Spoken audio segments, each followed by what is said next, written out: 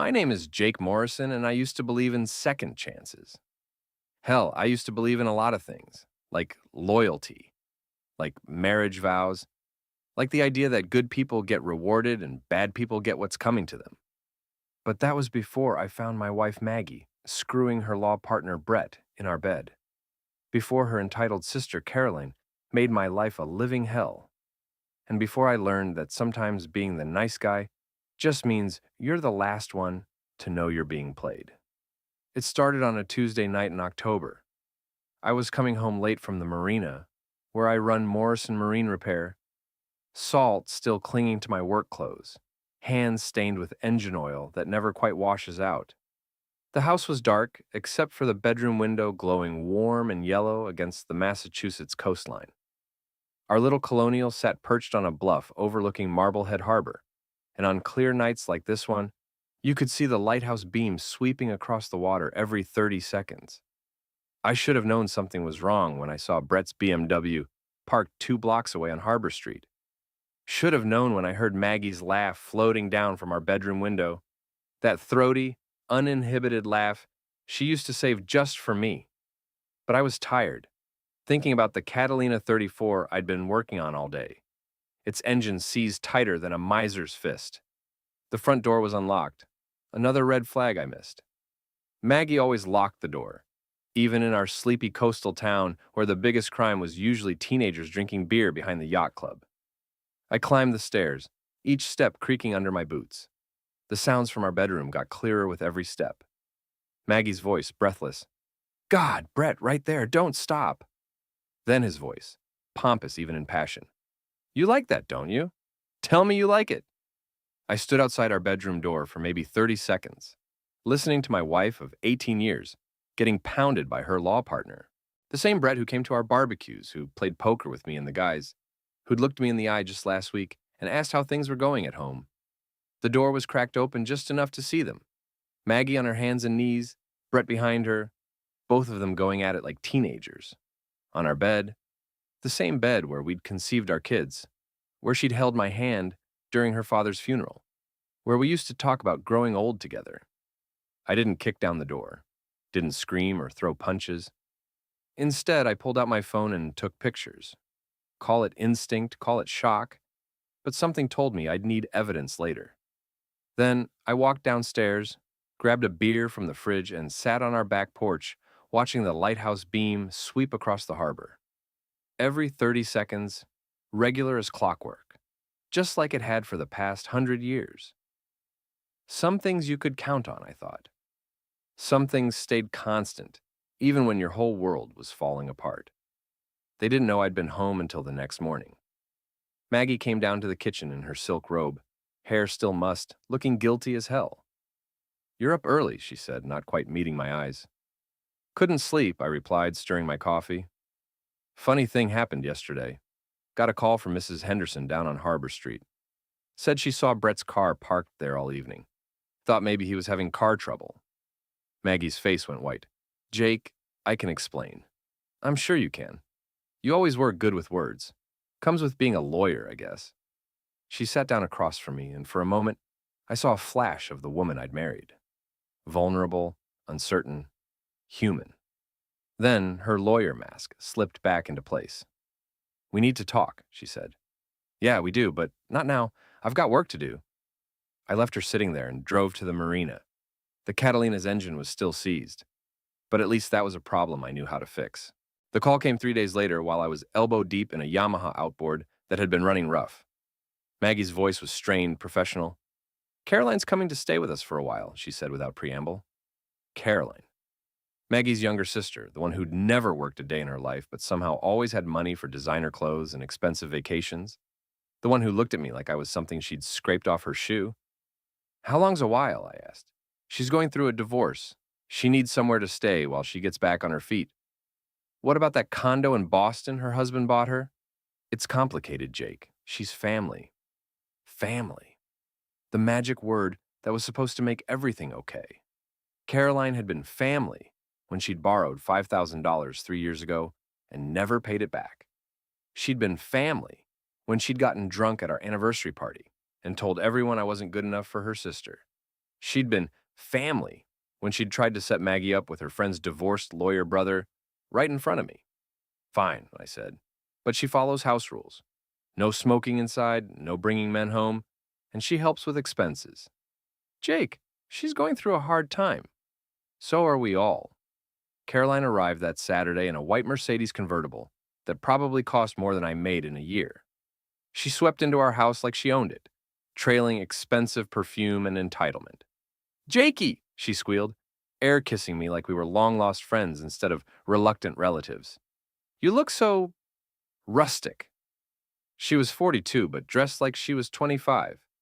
All tight jeans and low-cut tops, designed to remind everyone that she'd been the pretty sister. Her blonde hair was perfectly styled, her nails perfectly manicured, everything about her screaming high maintenance. Caroline, I said, welcome. She looked around our living room with barely concealed disdain. It's so quaint, very middle-class American. Maggie shot me a warning look, but I just smiled. We like it. It's home. Of course you do, Caroline said like she was talking to a child who'd drawn a picture with crayons. Maggie, darling, show me to my room. I need to freshen up before dinner. They disappeared upstairs, leaving me alone with Caroline's 3 matching suitcases. Louis Vuitton, of course. I hauled them up to the guest room, listening to Caroline's voice through the thin walls. Honestly, Maggie, I don't know how you stand it. This house, this town, him. You could do so much better.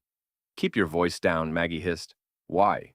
He's probably too dense to understand anyway. God, when I think of you wasting your life with a grease monkey when you could have married someone like Brett. I set the suitcases down harder than necessary. So Caroline knew about Brett. Probably encouraged it, knowing her. She'd always thought Maggie had married beneath herself, and she'd never been shy about saying so. Dinner was a tense affair.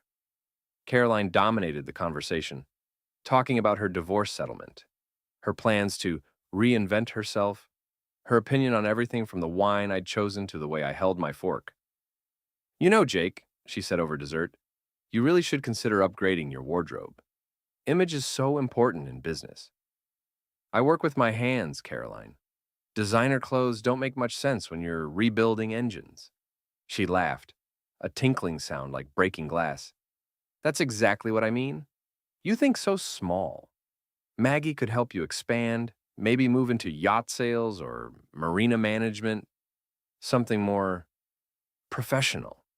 I like what I do. Of course you do. But don't you want more? For Maggie's sake, if not your own? I looked at my wife, waiting for her to defend me, to tell her sister that she was happy with our life. Instead, Maggie studied her wine glass like it held the secrets of the universe. Some people are content with less, Caroline continued. There's nothing wrong with that. It's just limiting. That night, lying in bed next to Maggie, I listened to Caroline talking loudly on her phone in the guest room. Something about meeting someone named Derek for drinks, about how she was slumming it in suburbia, but it was only temporary. She's going to be a problem, I said quietly. She's my sister, Maggie replied, and she's hurting. So are we. When are you going to tell me about Brett? Maggie was quiet for so long I thought she'd fallen asleep. Then, it just happened, Jake. We work together, we spend long hours on cases, and one thing led to another. How long? Does it matter? Yeah, it matters. Another long pause. 6 months. 6 months. Half a year of lies, of looking me in the eye and pretending everything was fine. 6 months of coming home to a wife who was thinking about another man. Are you in love with him? I don't know. Maybe. Jake, we've grown apart. You have to admit that. She was right, and that was the hell of it. We had grown apart. I worked long hours at the marina. She worked long hours at the firm. We'd stopped talking about anything that mattered, stopped making plans together, stopped being partners, and started being roommates who shared a mortgage. But I'd never cheated, never even thought about it. So, what now? I asked. I don't know. Caroline thinks I should ask for a separation. Caroline thinks a lot of things. She's not wrong about everything, Jake. We're different people than we were when we got married. Maybe it's time to admit that. I stared at the ceiling, listening to the waves crash against the rocks below our house. The lighthouse beam swept across our bedroom wall every 30 seconds. regular and reliable. Some things you could count on.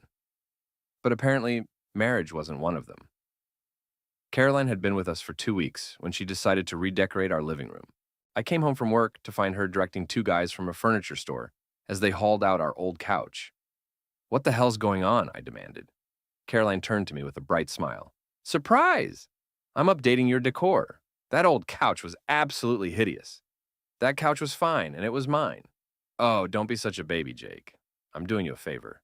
The new one is much more sophisticated." The new couch was white leather and looked like it belonged in a doctor's office. It probably cost more than my truck. "I didn't ask for a favor, and I didn't ask you to throw out my furniture." "Your furniture?" Caroline laughed. "Honey, that ratty old thing was an embarrassment. I'm surprised Maggie put up with it as long as she did." "Where is Maggie?" "At work, where successful people spend their time." The dig wasn't subtle, but then Caroline never was. She thought I was a failure, a dead weight holding her sister back, and she wasn't shy about letting me know it. "Look," I said, trying to keep my voice level, "I appreciate that you're going through a hard time, but this is my house. You can't just change things without asking." "Actually," Caroline said, examining her nails, "I can. Maggie gave me permission. She agrees that this place needed updating." That night, I confronted Maggie about the couch. She was in our bedroom, getting ready for another late night at the office, that I now knew meant time with Brett. "You let her throw out our furniture?" Maggie didn't look up from her jewelry box. "It was just a couch, Jake. And Caroline's right, it was getting pretty worn." "It was our first couch. We bought it together when we moved in here. That was 18 years ago. Things wear out." She said it like she was talking about more than furniture. "I want her gone, Maggie. She's been here 2 weeks and she's already taken over our house. She's family. I'm your family too, or I used to be." Maggie finally looked at me and I saw something cold in her eyes that hadn't been there before. Or maybe it had been there and I just refused to see it. "Caroline's going through a divorce, Jake. She needs support." "What about what I need? What do you need?" It was a simple question, but I couldn't answer it. What did I need? My wife to stop cheating? My house back? My life back? Some respect from the woman who was supposed to be my partner? "I need you to choose," I said finally. "Her or me." Maggie turned back to her jewelry box. "Don't be dramatic. There's no reason we can't all get along." But there was. Caroline made sure of that. She started small, moving my tools out of the garage to make room for her car, throwing out my beer to make space for her organic juice cleanses, changing the thermostat because she was sensitive to temperature fluctuations. Each change was minor by itself, but together they added up to one clear message: I didn't matter in my own home. The worst part was watching Maggie support her. Every time I complained, Maggie took Caroline's side. When I objected to Caroline using our credit card for groceries, Maggie said family helped family. When I asked Caroline to keep her late-night phone calls down, Maggie said I was being unreasonable. It was like watching my wife disappear and be replaced by someone who looked like her but thought like Caroline. Things came to a head 3 weeks after Caroline's arrival. I'd been working on a particularly difficult repair, a vintage Chris Craft with a blown head gasket, and I was running late. I called home to let Maggie know I wouldn't be there for dinner. Caroline answered the phone. "Morrison residence, Caroline speaking."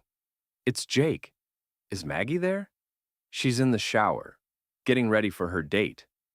"Her what?" Caroline's laugh was pure poison. "Oh, did I say date? I meant work function. She and Brett are attending some boring legal dinner. Very professional." I hung up and drove home fast enough to leave rubber on Harbor Street. Maggie was in our bedroom, wearing a black dress I'd never seen before. She looked beautiful, and it hurt to realize she wasn't dressing up for me. "Going somewhere?" I asked. "Bar association dinner. I told you about it." "No, you didn't." "I'm sure I did. Brett and I are representing the firm. Brett and you. It's business, Jake." "Is that what we're calling it now?" Caroline appeared in the doorway, perfectly timed as always. "Maggie, darling, you look stunning. Brett is so lucky to have such a beautiful colleague." She said colleague, like it was a dirty word. "Caroline," Maggie warned. "What?" "I'm just saying that Jake is lucky to have such a successful wife. Not every man would be secure enough to let his wife attend social functions with other men." "It's work," I said. Of course it is, Caroline agreed, but her smile said otherwise. Although I have to say, Brett is quite handsome, and successful, and available. Caroline, enough! Maggie snapped. But the damage was done. Caroline had said out loud what we all knew, that Maggie was choosing Brett over me, that she was embarrassed by her blue-collar husband, that she wanted out of our marriage, but was too cowardly to say so directly. Have fun at your work function, I said. I spent that evening at Murphy's Tavern, the local dive bar where the working guys went to drink away their troubles. The beer was cheap, the conversation was honest, and nobody cared if you had grease under your fingernails. My friend Ray was there, nursing a whiskey and watching the Red Sox lose on the TV above the bar. Ray owned the local gym and had been my friend since high school. He was one of the few people who knew me before I became Maggie's husband.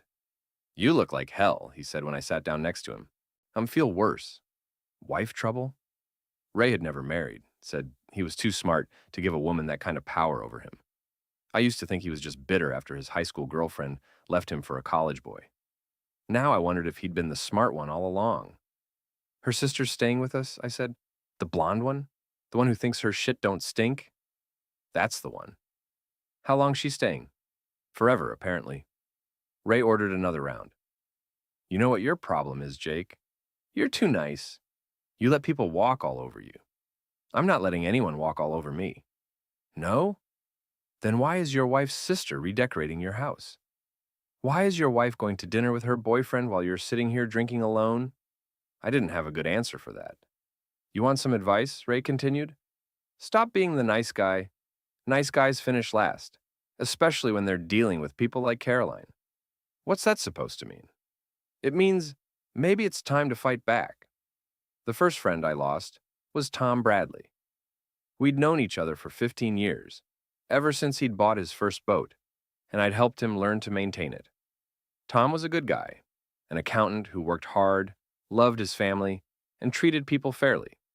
We'd spent countless weekends fishing together, talking about everything from baseball to business to the challenges of marriage. The problem was that Tom's wife Jennifer was best friends with Caroline. I should have seen it coming. Caroline had a talent for insinuating herself into social circles, and Jennifer Bradley was exactly the kind of woman Caroline cultivated. Successful, well-connected, and always hungry for gossip. It started innocently enough. Caroline would mention running into Jennifer at the grocery store, or having coffee with her downtown. Then it escalated to dinner invitations and shopping trips. Within a month, Caroline and Jennifer were thick as thieves. I realized how bad things had gotten when Tom canceled our fishing trip. Sorry, Jake, he said over the phone, his voice stiff and formal. Something came up. No problem. Next weekend? Actually, I'm going to be pretty busy for a while. Work stuff, you know? I knew. Tom's accounting firm was successful, but not so busy that he couldn't take a Saturday morning to fish. We'd been out together the weekend after his father died, for Christ's sake. Everything okay, Tom? A long pause. Yeah, everything's fine. I just think maybe we need some space for a while. Space? What the hell does that mean? It means Jennifer thinks it's better if we don't hang out so much, given everything that's going on with you and Maggie. What's going on with me and Maggie? Come on, Jake. Everyone knows you two are having problems. And the way you've been treating Caroline? Jennifer says she's never seen someone so hostile to family. Hostile to family. That's how Caroline had spun it. Not that she'd invaded my home and taken over my life, but that I was being unreasonably hostile to a woman who was just trying to help her sister through a difficult time. Caroline told Jennifer I was hostile. She's worried about you, man.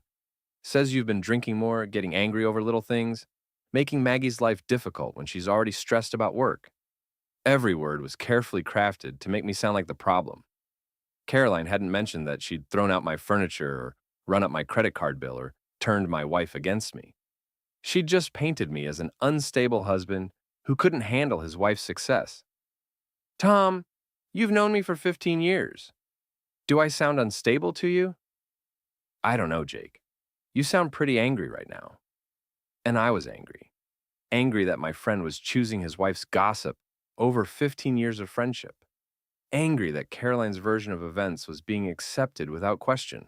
Angry that I was losing my life piece by piece and nobody seemed to care. Forget it, I said and hung up. The next friend I lost was Mike Santos. Mike owned a construction company and had been using my marina for his boat for 8 years. We'd worked on projects together, recommended each other to customers, built the kind of professional relationship that grows into genuine friendship. Mike's defection was more direct.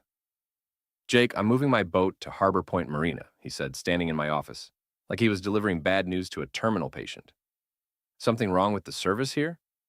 "No, the service is fine. It's just, look, I heard about what's going on with you and your wife, and her sister." "What exactly did you hear?" Mike shifted uncomfortably. "That you've been having some problems, getting aggressive, making threats." "Threats? What threats?" "Caroline told my wife that you threatened to throw her out on the street. Said you've been drinking and getting violent?" Violent. The word hung in the air like smoke. I'd never laid a hand on anyone in anger. Never even raised my voice to Caroline despite every provocation she'd thrown at me. "Mike, I've never been violent with anyone. You know that." "I thought I did. But Jennifer Bradley says Caroline's scared of you. Says Maggie's scared too, but too loyal to admit it." "Maggie's not scared of me." "No? Then why is she staying late at work every night? Why is she talking about getting her own apartment?" That hit like a punch to the gut. Maggie was talking about leaving, and she was using me as the excuse, painting herself as the victim of an unstable husband instead of admitting she was cheating with her law partner. "I can't have my family associated with someone who might be dangerous," Mike continued. "I'm sure you understand." I understood perfectly. Caroline had launched a whisper campaign, spreading carefully crafted lies that made me sound like a ticking time bomb. She'd turned my wife's infidelity into my instability, my reasonable objections into unreasonable hostility, and it was working. The third friend I lost was Dave Murphy, owner of Murphy's Tavern. Dave and I weren't close friends, but we'd known each other for years. I'd helped him fix his boat, he'd served me beer and listened to my problems. It was the kind of casual friendship that makes small towns livable.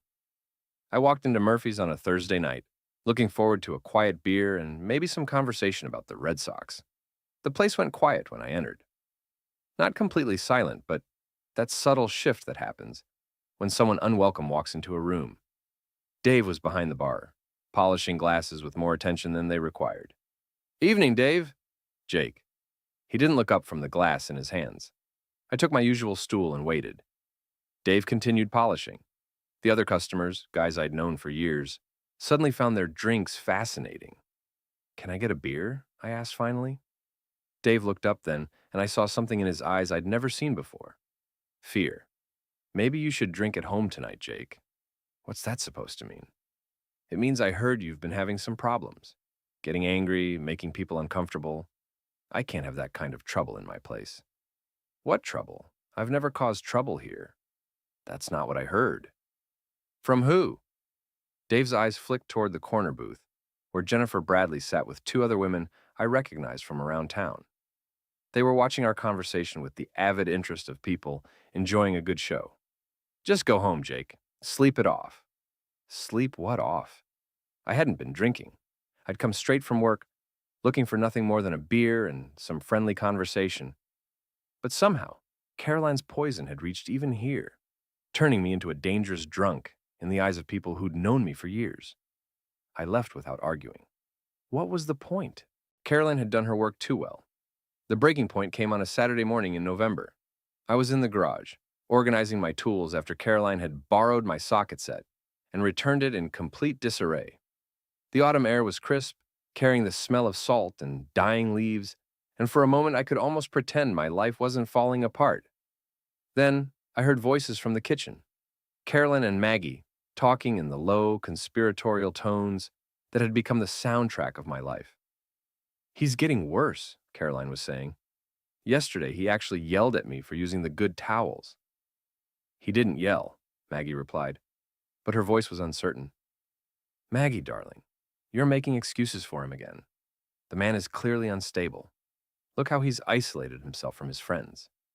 "He didn't isolate himself. Tom and Mike just what? Just decided on their own to stop associating with him." "Come on, Maggie, you're smarter than that." I moved closer to the kitchen door, staying in the shadows. "People are talking," Caroline continued. "Jennifer Bradley is genuinely worried about your safety. She thinks Jake might become violent." Jake would never hurt me. Are you sure? Because the Jake I see isn't the man you married. He's angry, resentful, drinking too much. And the way he looks at me, it's frightening. I'd had enough. I pushed through the kitchen door, and both women turned to stare at me. Caroline's face showed perfectly calculated surprise, as if she hadn't known I was listening. Maggie just looked guilty. Frightening, I said. Really, Caroline? What exactly have I done that's so frightening? Caroline pressed a hand to her chest, the picture of wounded innocence. Jake, I didn't hear you come in. Obviously. Now answer my question. What have I done that's frightening? It's not what you've done. It's your whole attitude. The anger, the hostility. You mean my objection to you taking over my house? My annoyance at you throwing out my furniture and running up my credit cards? That hostility? See? Caroline turned to Maggie. This is exactly what I'm talking about. The paranoia, the accusations. Accusations? You did throw out my furniture. You did run up my credit cards. Those aren't accusations, they're facts. I was trying to help. You were trying to drive me out of my own home. And it's working, isn't it? Maggie stepped between us, her lawyer instincts kicking in. Let's all just calm down. No, I said. I'm tired of being calm. I'm tired of being reasonable while your sister destroys my life. Do you know what she's been telling people, Maggie? That I'm violent, that I'm dangerous, that you're afraid of me. I never said, Caroline began. Bullshit. You've been running a campaign against me since the day you arrived, turning my friends against me, poisoning my wife's mind, making me out to be some kind of monster. You're being paranoid? Am I? Then explain why Tom Bradley won't return my calls. Explain why Mike Santos moved his boat to another marina. Explain why Dave Murphy asked me to leave his bar. Caroline's mask slipped for just a moment, and I saw satisfaction in her eyes. She was proud of what she'd accomplished. Maybe, she said carefully, people are just seeing the real you for the first time. That's when I lost it. Not violently. I didn't hit anything or throw anything or make any of the threats Caroline had been claiming I made. I just finally told the truth. The real me? You want to know the real me, Caroline? I'm a man who worked 16-hour days to build a business from nothing. I'm a man who's been faithful to his wife for 18 years, while she's been screwing her law partner. I'm a man who's been supporting his wife's sister for 2 months, while she systematically destroys his life. That's the real me. The silence that followed was deafening. Maggie stared at me with her mouth open. Caroline looked like she'd been slapped. Maggie's not, Caroline started. Maggie's not what? Cheating? I have pictures, Caroline. I have evidence. Your sister has been having an affair with Brett for months, and you've been helping her cover it up while painting me as the villain. I pulled out my phone and showed them the photos I'd taken that night in October. Maggie and Brett in our bed going at it like animals. The images were grainy but unmistakable. Maggie's face went white. Jake, how could I what? Document my wife's adultery? Protect myself legally? Gather evidence for the divorce you've been planning behind my back? I haven't been planning. More lies. Mike Santos told me you're looking for your own apartment. Tom Bradley's wife says you're talking about leaving me. Everyone in town knows except me, apparently. Caroline recovered first, her lawyer instincts inherited from years of watching Maggie. Taking those photos without consent is illegal. In Massachusetts, adultery is grounds for divorce, I shot back. And photographing someone in your own home isn't illegal, especially when they're committing adultery with someone who isn't supposed to be there. I turned to Maggie. So, what's it going to be? Are we going to stop pretending and deal with reality? Or are we going to keep playing this game where I'm the crazy husband and you're the innocent victim? Maggie looked at Caroline, then back at me. I could see her calculating, trying to figure out how to spin this new development. Jake, she said finally, maybe we should talk privately. No, I said. Caroline's been part of this from the beginning. She can hear whatever you have to say. Fine. Maggie's lawyer mask slipped into place. Yes, I've been having an affair. Yes, I've been thinking about leaving. But not because of Caroline, because we've grown apart. Because we want different things. Because I'm tired of feeling like I'm settling for less than I deserve. And what do you deserve? Someone who understands my ambitions, someone who can match my success, someone who doesn't make me feel guilty for wanting more than this small town life. Someone like Brett. Yes, someone like Brett. The words hung in the air like a death sentence. My marriage was over, had been over for months, and I'd been too blind or too stubborn to see it. Then why didn't you just ask for a divorce? Why all the lies and manipulation? Caroline answered before Maggie could. Because she felt guilty. Because she's too kind to hurt you directly. Because she was hoping you'd figure it out on your own and make it easier for everyone. Easier for everyone? You mean easier for you. This way Maggie gets to be the victim instead of the cheater. This way she gets sympathy instead of judgment. This way you get to play the protective sister instead of the homewrecker. I didn't wreck your home, Caroline said. It was already broken. Maybe she was right. Maybe our marriage had been dying long before she arrived. But she'd certainly helped to bury it. Get out, I said. Jake, Maggie started. Both of you, get out of my house. This is my house too, Maggie said. Not anymore. I want a divorce, and I want it now. You can stay with Brett or Caroline can put you up in one of her fancy hotels. But I want you out of here by tonight. You can't just throw us out. Watch me. I walked to the front door and opened it. Get out, now. They left. Not immediately. There was more arguing, more threats about lawyers and legal rights, and how I couldn't just kick them out. But in